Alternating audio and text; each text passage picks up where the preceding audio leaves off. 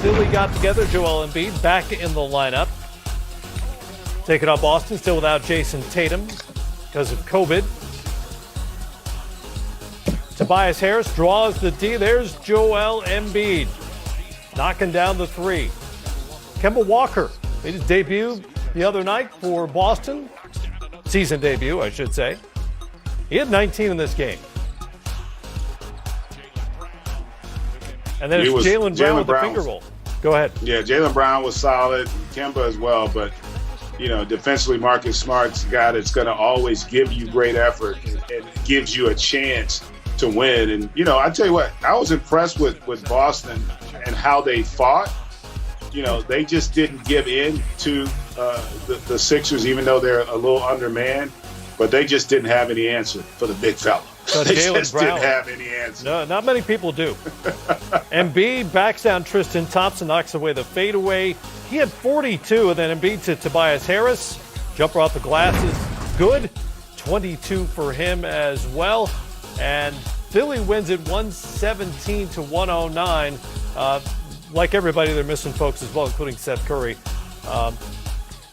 But Philly, they coming off that stretch where they just didn't have enough players.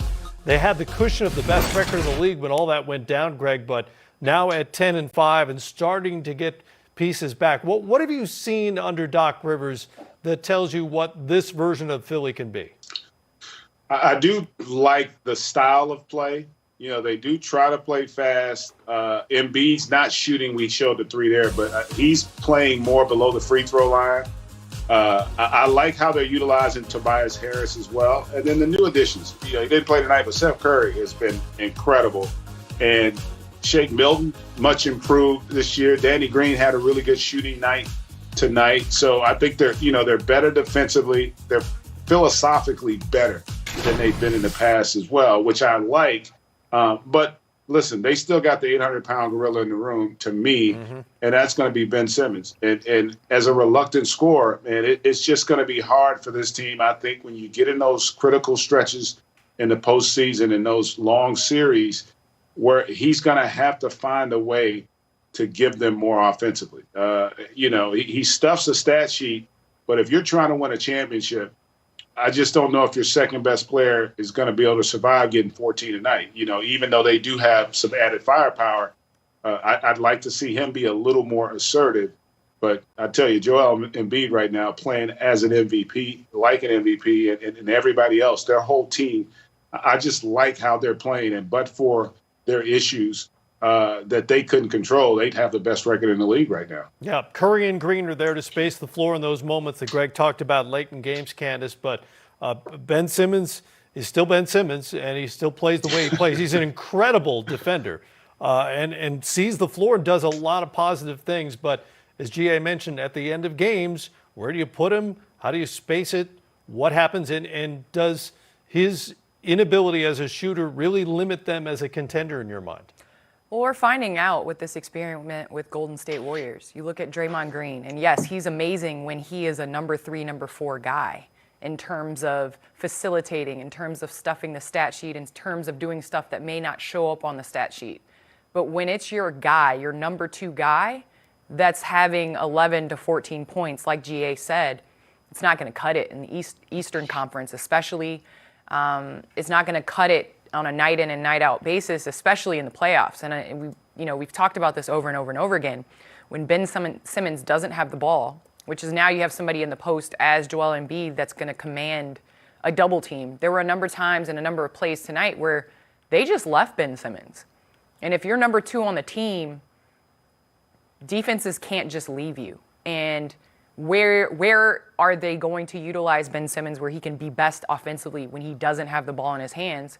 Because other guys like Tobias and like Joel are going to have the ball in their hands and command double teams. And then what? And so I guess those are the questions we had coming into the season. And I think those are the questions that we're going to continue to have through the season until Ben Simmons is able to establish himself as an elite scorer or Philly goes a different direction. Yeah, for me, it's not even about the point total at the end of the game. It's where you can put him and what he can do at the end of the game. Jimmy Butler has a lot of games where he might not score a ton, but he's a weapon and he's a dangerous guy with the ball in his hands late in a big game, and that just hasn't been the case for Ben Simmons so far in his career.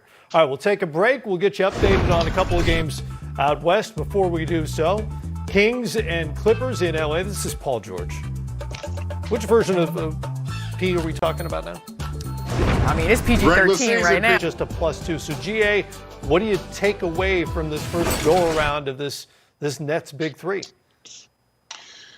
Well, they're as good as advertised offensively. I mean, they were brilliant at times on that side of the floor. And that was really never, for me, I never thought that would be a concern. The skill level and the IQ of those guys is just too high for them not to be good, especially when you've got three guys of that caliber that can be on the floor at the same time. That half court is going to look like a football field for them. They're going to have so much room to operate. And they're going to have a lot of success on that side of the ball. They just are. They're going to be able to get what they want. The shot quality they'll create will be off the charts at times. It's just that's an unguardable trio. Having said all of that, the issue is what I've always been concerned with. Can they get stops? This is not a high-powered offense, the Cavaliers. In double overtime, yeah, but they put up 142. But look at how well they shot it. They made 23s. They shot 50% from three. And so that's the issue is going to be the lack of practice time. It's hard to create good habits. It's hard to create culture. Mike D'Antoni, Steve Nash, those guys offensively, their minds, they're as good as it gets coupled with that talent. But ultimately, you're only going to go as far as your defense takes you. And they're going to have nights where they don't shoot it quite the way they shot it tonight. And right now, defensively, they're challenged. I mean, even in the first few games for Harden, without Kyrie, they just struggled on that side of the ball. So that's got to be it's got to be a priority for them. They've got to get better at it. They're just too good offensively to not be a factor in that Eastern Conference. But if their defense doesn't improve, it's going to be a challenge for them to ultimately win the East. And let's face it, that's what the goal is.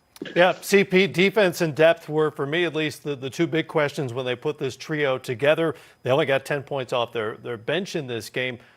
But I thought watching them play that they played basically ego-free, which is a good sign if you're a Nets fan, in that they worked together. They made the right passes generally and made the right basketball play, at least on the offensive end. Yes, it seemed as though, especially, Kevin Durant and James Harden. If you look at the stats, James Harden only took 14 shots, Kevin Durant 12 of 25. Kyrie shooting over 50% with 15 for 28, but where I start to look is Durant with 8 assists. We saw him improve throughout this year in creation. He's had a season high, career high in assists this season with the Nets. And early on in their first couple games of the season, I saw that the Nets were passing up good shots to get great ones. And with these three, sometimes bad shots for other people are great shots for these three because they're so dynamic and can score in so many different ways. But at the same time, you're seeing Kevin Durant with 8 assists, James Harden with 12 assists, and your point guard, Kyrie Irving, with 3. And to me, I think that was kind of where everybody saw this and saw a problem with possibly if we are going to poke holes in this offense. There were a number of times where Kyrie can make those tough shots. We've seen him make those tough shots. But down the stretch, it did seem like he was shooting a lot of fadeaways.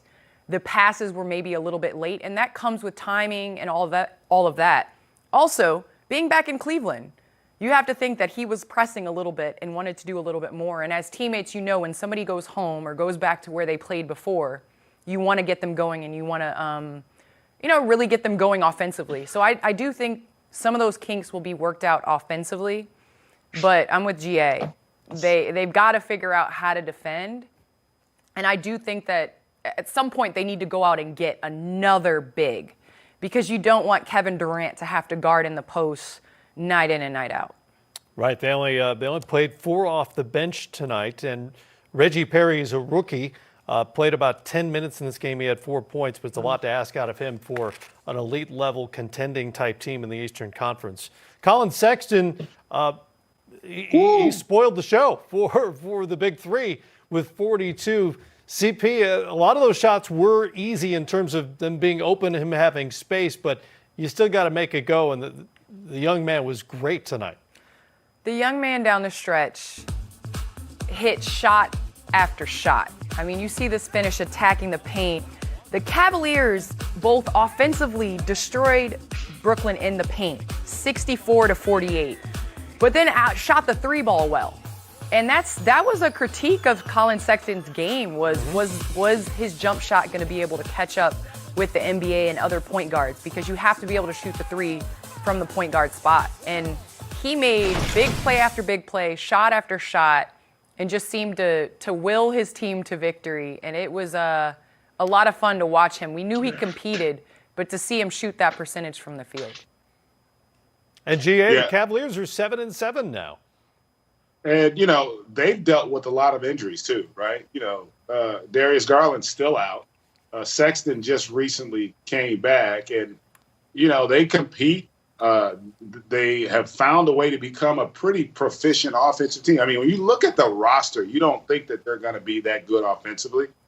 But Sexton, and you guys saw that, I mean, that young man has got the heart of a lion. Like, he just has a belief system that to be great in this league, you have to have. And the other thing, you saw it in that clip of him, that how small Brooklyn was, right? They had no rim protection, and they couldn't control the defensive backboard. And so remember, I think he got 2 offensive rebounds in that stretch.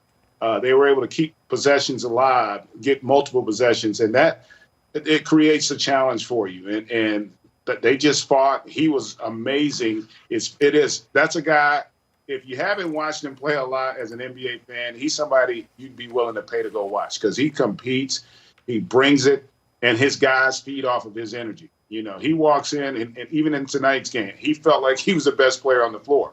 And he believes that, and I think that gives his team confidence. And this was a big-time win for them. Who'd ever thought they could win a game giving up 135 and the big three for Brooklyn scoring 96 points, and yet they still were able to win the game. That's pretty impressive. And obviously Sexton's the star of the game, but he and the rest of the Cavaliers will have thanks for their bench. They only played 8 tonight, but Taurean Prince, Damian Dotson, and Jarrett Allen outscored the Brooklyn bench by 34 points in this game. And the Cavaliers upset the Brooklyn Big Three's debut tonight on their home floor.